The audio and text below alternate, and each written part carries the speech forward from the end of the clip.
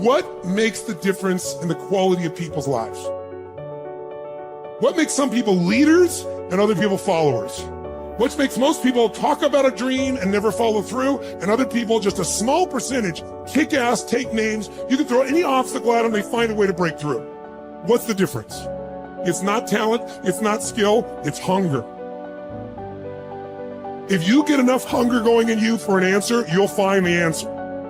If you get a hunger enough inside of you that says, I gotta take things to the next level, I gotta achieve, I gotta make a difference, I gotta expand, you will find the answer.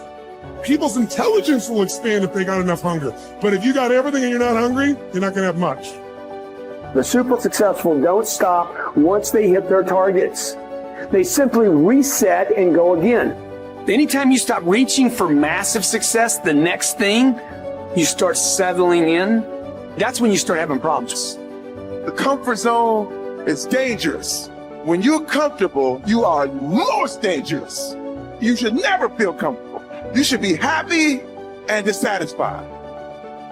Well, you should be afraid of taking risks and pursuing something meaningful. But you should be more afraid of staying where you are if it's making you miserable. It's like you're paying a price by sitting there being miserable. You might say, well, the devil I know is better than the one I don't. It's like, don't be so sure of that. The clock is ticking. Yeah, and if you're miserable in your job now and you change nothing, in 5 years, you'll be much more miserable and you'll be a lot older. So don't be finished. Be starting. Be alert. Be ready. Be attacking. Be relentless. Let the enemy stop. Let the enemy rest. Let the enemy finish. You don't finish. Don't stop. Don't rest. Not until the enemy is completely destroyed. You are excellent. Now stop playing small. You are excellent. Stop playing small. You are excellent. Stop taking the hand that they dealt you. Take ownership. If you can get all A's in the class, do it. You don't need nobody to give you $50, $100, no pair of shoes, take you on no trip. You a grown man. Do it because you can. Stop needing a carrot. Stop needing money. Stop needing a trip. Stop needing somebody to give you a sticker on your head, and do it for the pride of who you are. Do it because you can. I don't care what your friends are doing. When you leave, what you fighting for? What's your legacy? What you gonna do? You say you a champ, but do you practice like a champ? You say you a champ, do you fight like a champ? You say you a champ, do you have the mentality of a champ? You have to hustle. You have to get going. Get up out of your seat and move. You have to take massive action. It's hard, it sucks, it can sap you of your mental and physical energy, but you need to get going and get up after those things that you want. No one's gonna do it for you. Work on yourself every day. Get better, improve, learn, extend yourself, push yourself out of your comfort zone. Push the boundaries that you're accustomed to. That's the only way to grow as a person. If you look at all the successful people in the world, one common thread between all of them is that they've all hustled. They've all gotten to work, gotten busy. The gap between here and your ultimate life is action. That's the link. You have to hustle. You have to get out there and do what's required. What excuse do you have? What reason do you have not to? Turn this video off, get out there and get to work. One of the things you have to understand about life is everything changes and everything ends. And that kind of sounds heavy on the front end, but it's a truth. If everything changes and everything ends, number one, it should make you appreciate what you have right now. And then my view is what's next is always better.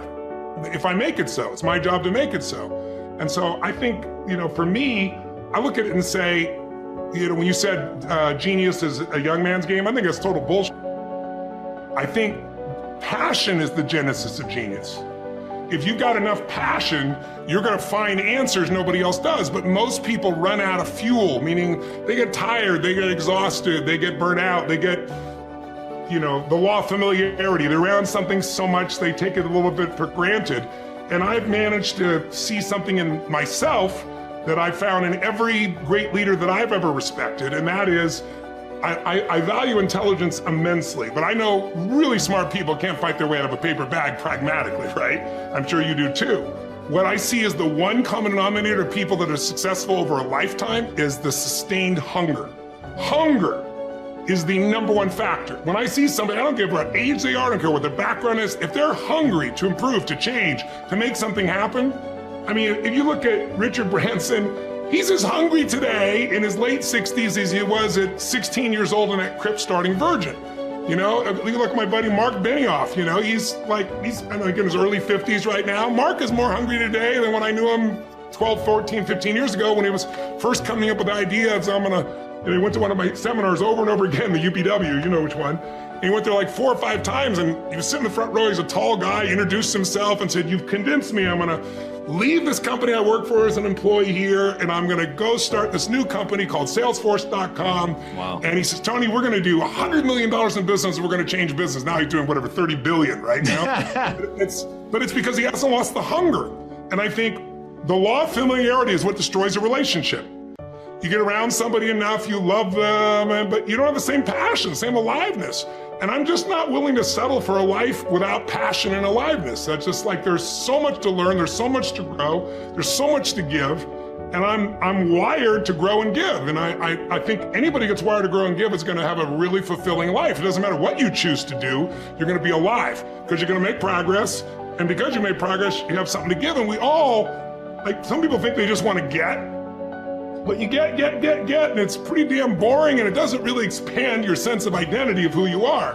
But if you're constantly growing and then taking what you learn, you're so excited about it, you share with other people and their life gets better, whether that be software you make or dresses you design or, you know, something you do in the health space that really gets people to enjoy their food while they're eating well.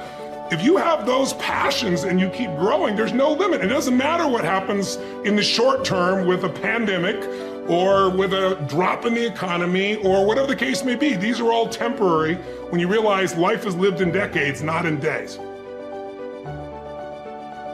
There are no right things to do in life. If you choose something and put everything that you have into it, it'll become a great thing. Is it the right thing? Is it the best thing? When you say, is it the right thing? What you're asking is it the best thing to do in life? There is no best thing to do in life. Anything that you take up, and if you put your heart and soul into it, it becomes a great thing. Is it the best thing? No. Then what is the best thing? There is no such thing. There's really no such thing. Why are you not passionate about everything in the existence? You're only passionate about one thing means what? You're constipated. That's what it means. So, see, idiots do things that they don't like to do, suffer for their whole life because they think it's needed, or they think it's their duty. Intelligent people do what they love to do. They enjoy their life to some extent. But a genius learns to do what is needed joyfully. That's when your genius flowers, because it's no more about you. Now, there's a limitless way of looking at life. So every aspect of this rally, or many other things we have done, I don't even have to tell people that this must happen, this must happen, this must happen. A few things, yes. The rest of it, I just make it up in my mind. I know it must happen. And it will happen. Not because I'm exercising my will over the world, because I'm just fulfilling the will of the world, that's all.